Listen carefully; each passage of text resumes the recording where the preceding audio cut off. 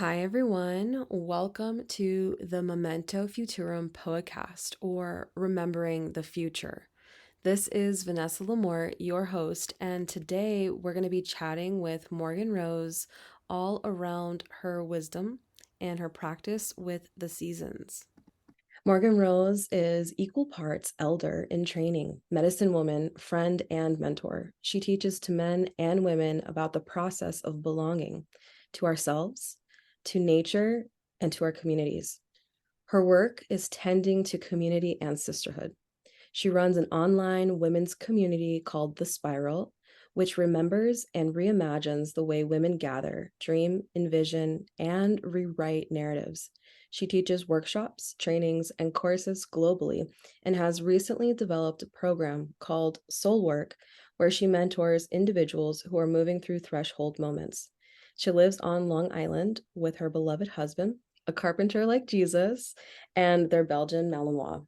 All right, Morgan Rose, welcome. Thank you, Vanessa. Thanks so much for having me. Yeah, I'm really excited. Um, so I was really inspired to chat with you because of it's funny how things will spark, and like just be like, this is the moment and this is how things need to come together. But it was your sharing on October. And so I just wanted to start there because that was my original intuitive spark. And this podcast is a home for all things that inspire beauty and that I'm really touched by. And your writing, and I mean, I've over time has really touched my heart. So, I'm really grateful to have you here and actually be having a conversation with you. But I wanted to start with this October conversation. So I'm just going to read a little snippet here of this post and then just like open it up. But this is the thing that got me. You said, in October, I feel more myself than usual. There's something unnerving about autumn. The spirit world is alive and well, and they have no problem making themselves known. And that, receiving that, I was just like, wow.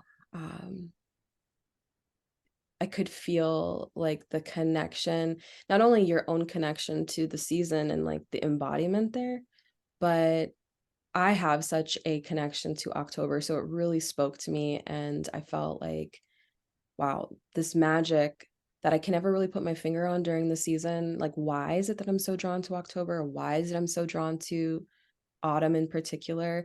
This like opened up so many reflections for me before like I go like, full on into that. Just wanted to kind of open it up and um have you share on anything around, yeah, the season and your work and how you're feeling today with October and all of that. Thank you so much for your sweet words and for um, allowing me to revisit this post. I think a lot of times, and maybe you feel similarly, like we write stuff and send it off into the ethers and almost forget about it. And then it comes across our table again, and we're like, oh, wow, yeah, that really meant something to me. Um, Mhm.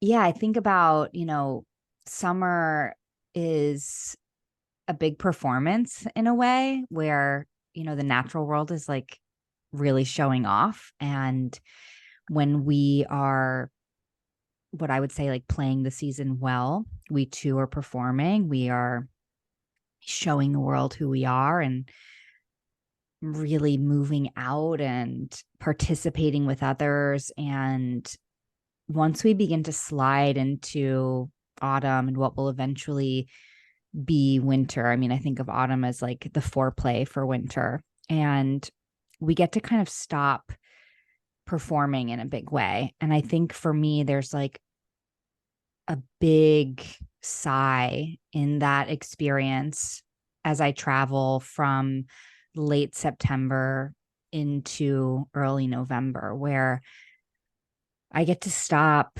doing any sort of solar performance. I get to kind of recede back into some darkness. And I think that for those of us who really love these deep feminine occult, mystical practices, it is such a homecoming to slide into the dark half of the year. And like, it's almost like taking your bra off after a long day where you're like, oh, I have some like room and space now. Um, and I think that that's where I was feeling into when I wrote that piece, really allowing myself to become somebody that is less concerned with fitting into society in a way that makes sense and is more concerned with unfolding into my own mythic narrative. Hmm. Yeah, like deep sigh, like wow. Like hearing you share that, like summer and performance, I've felt my own energy in that and my journey. And I was recording music during the summer, and it was very outward. And like eh, when one's committed to like following the seasons, it's just like what really happens, when you're like you're feeling it and you're in it, and it's unique, to everyone. But I feel like what you just said, like taking your bra off, I was like really smiling because I was like, yes, that is that's it. Like that's that essence. And I love how poetically you can put things like about the seasons. And so I'm kind of inspired to ask now, how did you arrive here? Like, how did you arrive to this practice? I guess what really called you in? Yeah, I mean, I think I've had earth-based practice since I was a child. And the ability or the room to dialogue with nature was always available in my childhood. And that sort of grew into studying mystical teachings as I got a little older, and I spent some time living in Mexico and in South America and studying with some elders in my late teens and early 20s. And when I kind of reintegrated into like what I would call kind of normal society, um, I wasn't sure what I was going to do or who I was going to be. And I knew I wanted to teach, and I wasn't really sure what that looked like. And my father is a professor, and I think I fantasized about what that would be like. But the avenue that sort of came to me was to be a yoga teacher. And I was a yoga teacher for a decade, and I loved it. And it was really through that I've been teaching at my local public libraries for a decade. And it's a really special place because I think it operates outside of the sort of normal yoga studio environment, which I didn't love. And in the space of the library, it's sort of old school where you can sort of do whatever you want, and there's no like agenda or how it's supposed to be or like metrics of what a successful experience is. Mm, And I realized very early on in my teaching that the way that I was teaching was changing season to season, that I knew what I needed to practice, whether it be some type of meditation or breath work or movement, needed to be different as it related to season. And so I started calling my yoga seasonal yoga. And what I was really doing was allowing myself and my students to co-regulate with the planet and co-regulate with the environment with which we were living in. So rather than it being like it's a rainy, gloomy day and right, students come into class and the first thing that people do is start complaining, right? mm, It's like, oh, the rain, oh, the whatever. And I really wanted to flip that on its head and explore how weather and season could be an invitation to us to find that peace inside of ourselves.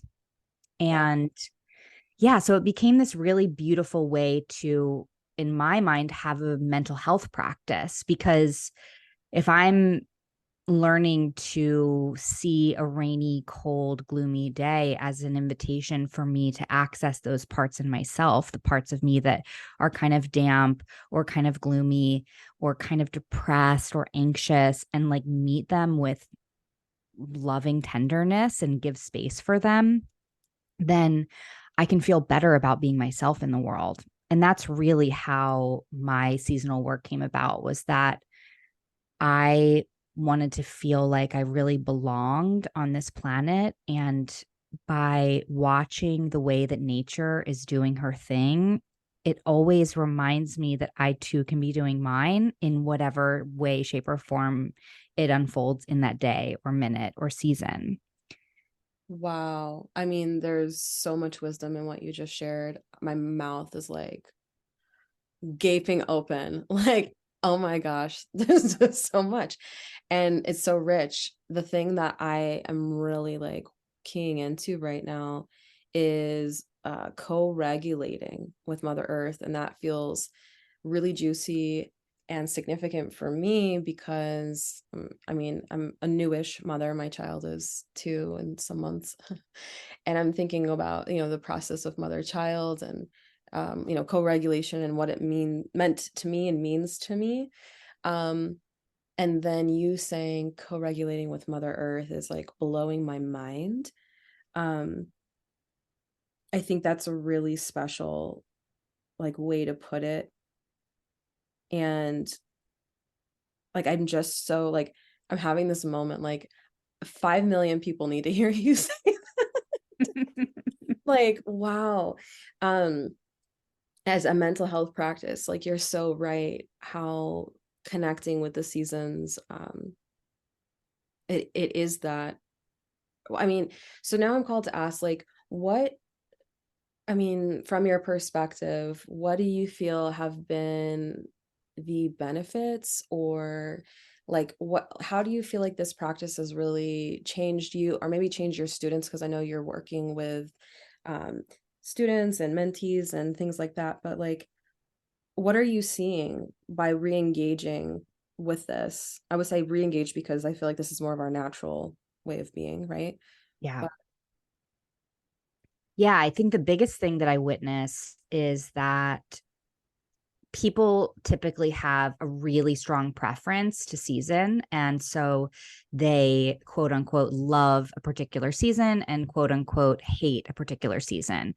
And for me, it's like that doesn't work, because we don't want to have such a strong preference to something that's going to continue to show up in our lives over and over and over again. The more we can sort of love every single one of them, or soak in the wisdom and insight from every single one of them, the more well-rounded we'll be as humans, and like the greater depth of experience we'll be able to play with. And so I've really been experimenting on my students for these past many years, because most people really hate winter and struggle a lot in winter and have, seasonal affective disorders that they call it. And so I created a winter course that dropped people into the magic of winter and allowed them to see that experiencing winter could be very different than they had previously imagined. So, the greatest thing that I've seen in my students is that they don't hate winter any longer, and they actually look forward to that season as an opportunity for them to connect into their own darker, perhaps more chaotic feminine experience. And mm, if that is like my work in the world, I'm very happy, because that's huge for people to. I mean, how many people say that they hate winter and really like deeply, deeply loathe moving into that season? mhm. It's a lot. Yeah, where do you think that comes from? I think it comes from an inability for people to have access to their own shadow material. I think, as a culture, we are a solar culture. We are a culture that's so focused on producing and on being in a larger collective experience, right? We as a society think that to be successful is to be like overly busy and have a super full calendar. Mm, And all of that is great, but it's only one chunk of the year, right? That's a solar experience. And so when we get so addicted to that experience, to move in the other direction feels really scary because now we don't know what to do with the space. We don't know what to do with our interior. One of my teachers, Naveen Mashan, who is a brilliant woman living here in New York, she talks about winter and that the real goal of winter is to be able to go into your own interior and not lose your mind. And that's really what I think most people struggle with, is really being with themselves, being with their own shadow material, being with the interior experience, right? The dark half of the year is really ruled by that wild, chaotic feminine energy. And for most of us, we've been taught throughout our lives to like shy away from that, or that it's wrong, or that we can't be with it. And we're striving as a society to be like happy all the time. mm, And that's such a fallacy, right? It's like I look forward to the moments when I can be really melancholy or where I can be really mournful, and to let that be a part of my experience. That is the winter experience. wow. Yeah. I mean, the things that are kind of moving in my mind now and that I'm just reflecting on are how like balance, right? Like the earth will mirror to us what we are, and like we are made of the seasons, and then kind of to deny one or the other in whatever polarities, I feel like kind of shows us like that Black Moon Lilith, archetype of like exile, like, oh, you stay over there, you know, and, Exactly. and whatever it might be, whether you really like winter, really don't like winter, really love summer, really don't love summer, fall, spring, and I know we're talking right now in the framework of like Northern Hemisphere. So, and just kind of acknowledging that because we're Northern Hemisphere people right now. Um, so like right now being in fall, I feel like fall to me is a liminal space. And that's kind of the work that I weave with in the world, is like really being between things. And I think I love fall because of that. But I'm Mm-hmm. curious to hear more because I I'm really curious about this because I feel like there's so many people who are like fall, like I love fall.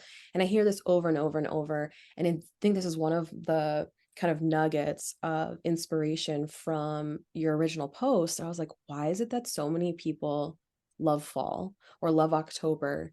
Like it really got me thinking about it, but I'm curious to hear from you. Like, why do you think there are so many people that really love the fall in particular, perhaps? Yeah, that's a great question. Um, and first, I just want to preface this like entire conversation on season by saying that, right, we're talking about season, we're in the northern hemisphere, we're in October, we're in autumn, but when we're dealing with season, when I teach about season, when I talk about season, I'm really talking about archetypal energy. And so Mm, you may be like physically in autumn, but you could in your own interior personal space be in summer. And so it's really important to know that that archetypal energy is like very fluid and may not be aligned with the outer experience of the natural world cycles. And mhm. that's just like a really fun thing to play with when you begin to like peel back the onion. Um, Wow. I'm but gonna I I'm think gonna about, come back to yeah, I that. think about, you know, as a whole, right? Autumn and summer are much newer seasons. Like humans didn't have four seasons that in the way that we know of now. We originally just had summer and winter. And I think your explanation of them being like these sort of liminal spaces is so spot on, because they are these like thresholds, right? It's like autumn is really preparing us for winter, spring is really preparing us for summer. And when I think about the archetypal energy of fall, autumn, it is about returning back to ourselves. And we think about ancestors, we think about calling our stories close to us, we think about the people that we love who have passed on. And I think that for so many people, whether or not they recognize that is the nostalgic experience they're having or not, that is what's happening, where they're being reminded of the things that make them feel like home. And they may not recognize it that way, but even the way that, like, we return back to our kitchens in a new way in autumn, we're not in our kitchens in the same way in spring and summer, right? We're like, doing other things. We don't have the oven on, we don't have the stove on, and all of a sudden we're back working with the oven and the stove. And most of us are probably playing with recipes that have been passed down from one generation to another. And we know, as people who work with the energetic body, that that does so much to make us feel a sense of belonging. And so I think that that's a big piece of people really loving this season, is that we get to have our ancestors be really close to us this season. Wow. Yeah, you've mentioned the word belonging a couple of times, and every time you like the resonant quality in your voice when you say that in context with the seasons has me reflecting like, wow, this animism or really tapping into like we belong. We are a part of the world, like we are nature, like those types of things that I think cognitively I truly do understand, and I practice, but in my own self, like I am really it's a study for me, so I'm like really feeling into that, and that feels really juicy for me. um Whoa, whoa, whoa. You said internal versus like I was hearing like internal versus external seasons. I don't know necessarily that you said that Mhm. exactly that way. Um, and that was really inspiring because I was like, oh, we have to come back to that because yeah, so we're in the northern hemisphere right now in fall, but like let's take the example of someone who may be having an internal summer.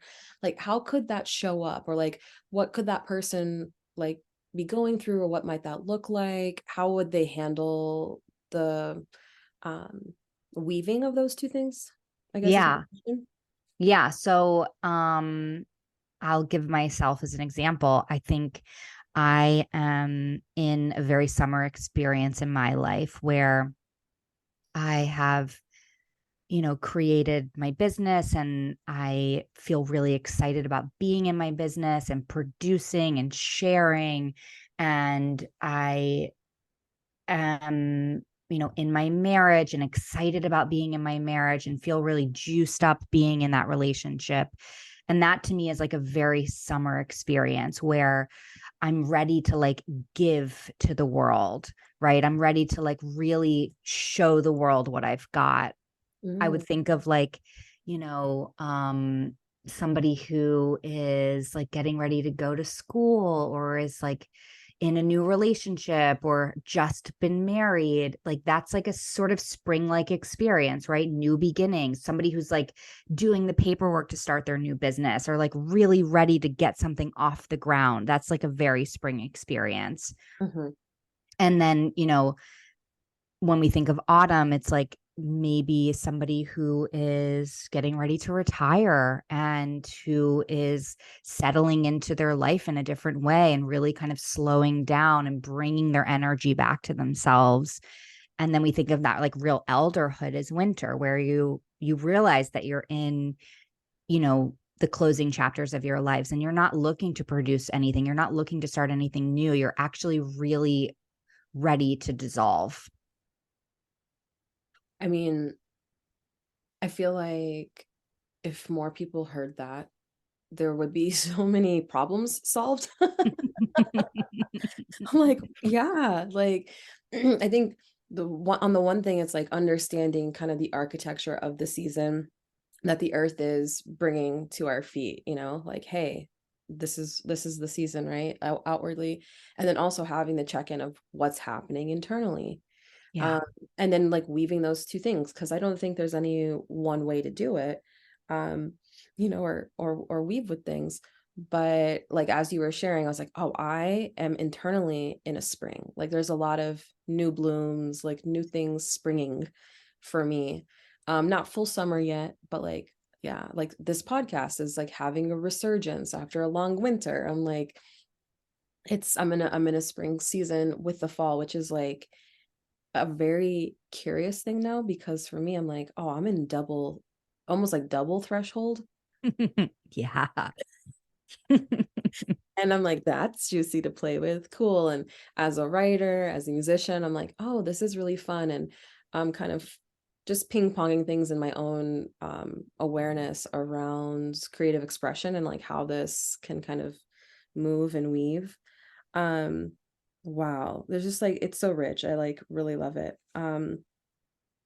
We're coming closer to the end, but I wanted to invite you to share the poem that you have. Mm, yes. Thank you. Oh, so good. Um, yeah. So I think, this poem, I wrote this poem a few years ago at a time when I was really in my own winter. I was deep in what I would say like is my winter solstice, so like the bottom of the barrel. And um and it was October when I wrote this, and it really reflects that moment in time. So I think it's perfect to sort of be on the tail end of us talking about internal season and the larger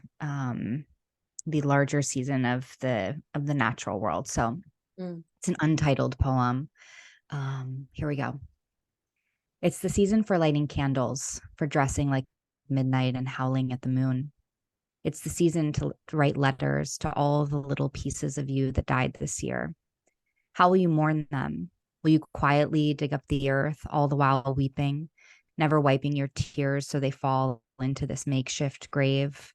Will you claw at the earth and wait a little too long to wash the dirt from under your nails? It's the season of funerals, the kind that overwhelm you with life instead of death.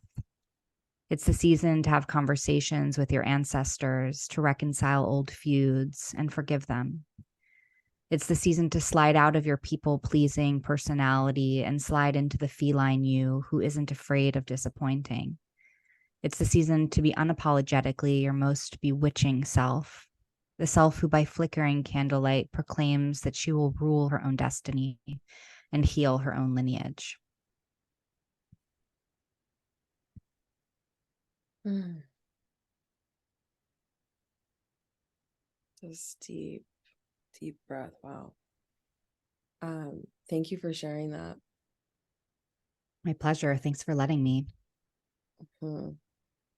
There's an aliveness that I feel like just like listening to that, and just like a rising of energy and a different kind. Like for me, it's not a summery kind, but just like whoa. And um, I think the one of the things that I really appreciate about just your beingness, I feel like you and what you embody is just like this really beautiful invitation to like slow down and actually be with what is the season. Like I really feel that with you, and um not be so for me at least in this fall season, not be so product oriented, reproducing.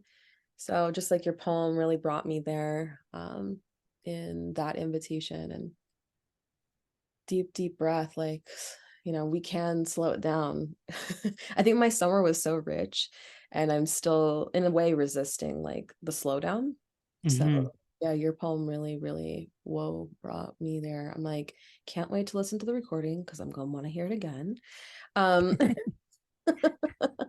But yeah, I want to just invite you to share anything around what you have coming up, how people can contact you, engage with you in your magic. Thanks, Vanessa. Yeah. Yeah, so I run an online women's community called The Spiral that meets twice a month, and you can always join. You can do a drop in, or you can just become a member. And when you become a member, you get access to the full library of past classes, which is uh, 16 months worth or more, and our WhatsApp chat. I also see people privately for soul work, and that is a 3 or 6 month commitment. And it's a really beautiful space to, like we said, sort of explore what it is to move through a threshold moment with a lot of bolstering and support and vision. Um, I will be relaunching my winter course coming up here soon. It's a self led course, it's a 10-week course. And I will also be launching a level 2 version of that course, which will be a live group course, which I'm really excited about. So we'll be sort of moving through that winter material together as a community. And um, I will be doing like a little Black Friday um, super sale for that, but the real sort of launch will happen in December.